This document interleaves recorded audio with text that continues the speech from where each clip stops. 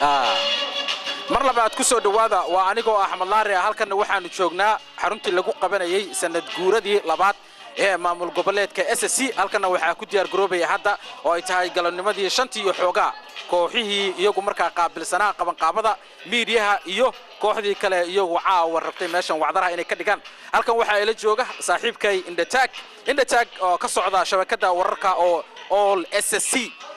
bal ka warraaca xawlada sida u socotay sida u diyaar garoobaysan aad iyo aad u mahadsantahay Axmed Laare waxaan aad ugu faraxsanahay inaan ugu bishaareeyo dadweynaha SSC meel kasta dunida ka joogaanba in si aad u habsami leh looga dabaaldegayo sanad guuradii labaad ee ka soo wareegtay aasaaskii hoggaanka maamul goboleedka SSC xalfadda hadda waxay ka socotaa hoolka Safari ee ku yaala magaalada Minneapolis dadweyne aad iyo aad u fara badan ayaanu filaynaa waa bilowgii baan ku jirnaa waxaan caawa halka laga dhigi doonaa wacdaro dadweynaha sharafta leh ee Soomaaliyeed dhamaana way ku casuumayeen caawa inay yimaadaan waxaanuna filaynaa in lagu soo dhigo bandhiga halkan wacdaro iyo riwaayad ka hadlaysa danta ummadda Soomaaliyeed oo dhan waad maasantiin okay sidoo kale halkan waxa la jooga isaguna nin dhalinyaro ah oo isagu ka soo qayb galay xafladan caawa inkastoo ay xafladu hadda bilow tahay oo dadku badan ay rabaan inay ka soo qayb galaan xafladda sidee kugu muuqataa ilaa iyo hadda sida qaabka ay u socoto qaban qaabada xafladda horta waxa weeye waa sanad guuradii labaad ee SSC waxaan aad ugu faraxsanahay qaban qaabada ay socota aad iyo aad ugu faraxsanahay waxaan leenahay aad iyo aad ugu mahadsantiin hadda tiin qaybsiin media labaad halkan waxa ay taagan gudoomiye ku xigeenka jaaliyada SSC ee gobolka Minnesota Marsartani oo isagu kamid ah qaban qaabiyaasha xafladan caawa halkan lagu qabanayo hoolkan shirarka lagu qabtay Safari ka waran ilaa iyo hadda sidee u socoto qaban qaabada xaflada SSC sanad guurada labaad bismillaahir rahmaanir rahiim si aad iyo aad u wanaagsan bay u socotaa waxaan u sheegaynaa dhammaan dadweynaha sharafta leh ee daawanaya dadweynaha sharafta halkan ka daawanaya waxaan u sheegaynaa in xaaladdu aad iyo aad u fiican tahay qaban qaabadii ugu dambeysayna lagu jiro caawana halkan ay ka dhici doonaan wacdaro aad iyo aad u qaaliya riwaayad si wanaagsan loo soo abaabulay ayaa halkan lagu dhigi doonaa waxaanu marti qaadnay dad aad iyo aad sharaf u leh oo magac ku leh bulshada dhexdeeda reer Minnesota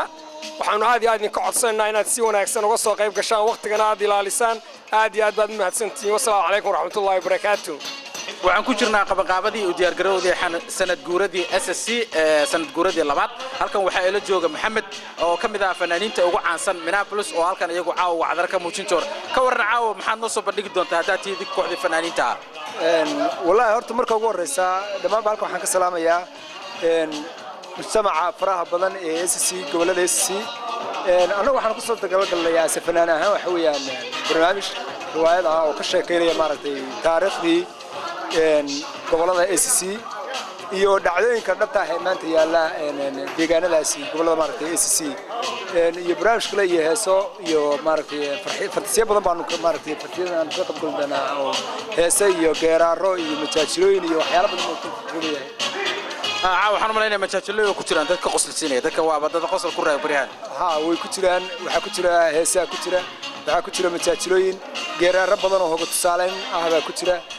insha Allah waxaan rajaynayaa inay si fiican ugu dhacdo okay waa aad baan mahadsantahay walaal Maxamed thank you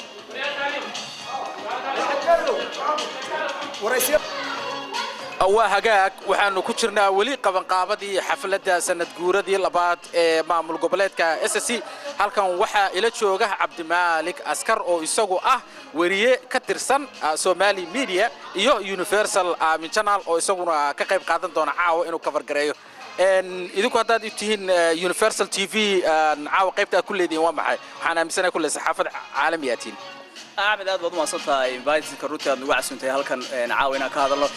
حفلتي واوجه تسيد لودي أرجروبي ضد كوران هالكن أي مقابلنا يعني ستيج كأي هذا اللي بيسيا هذا الله وضلوا قراد الله ساعة صوص عطها يلا بلا بدونا الرول كان نجان كلنا غيبنا كلنا وحوي من الصوت جو وسنة جرودي اللبعض SSC لود بالدجو تاس أورنتي ضد الله أساس سنة كهورة أورنتي ضد بدن كسر غيب قلنا جولا بدن أي قاعد سنة كان سنة صوص عدي لهي هذا حرجينا يدو متنكفي عن إن هذه لهي هذا دمان مريك كأردن لسكاي ما عندنا وحال من لقوا عسومي دون هذه الله وضرب لوري عندنا حفلة صوصات. أوكي هذا وحنا لقينا ساعد وشنتي حوجة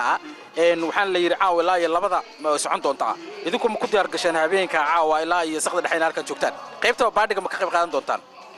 runta xafladdu waxay ka kooban tahay 3 qaybood ayaa loogu talagalay qayb dadka waaweyn ah qayb dadka dhaxa iyo qayb dadka yaryar ee hadda soo koraya si markaas dhalinyarada yaryar loo baro in waxa la yiraahdo SSC ay ka soo jeedaan deegaamadoodii oo runtii awooyaashood iyo ayaashood ay ka soo jeedeen si marka loogu beero maskaxdooda ayaa marba waxa la isticmaalaya waxa ay jecel yihiin taa dareed ayaa loogu talagalay ama hip hop in lagu dareensiyo ama Facebook lagu la ciyaaro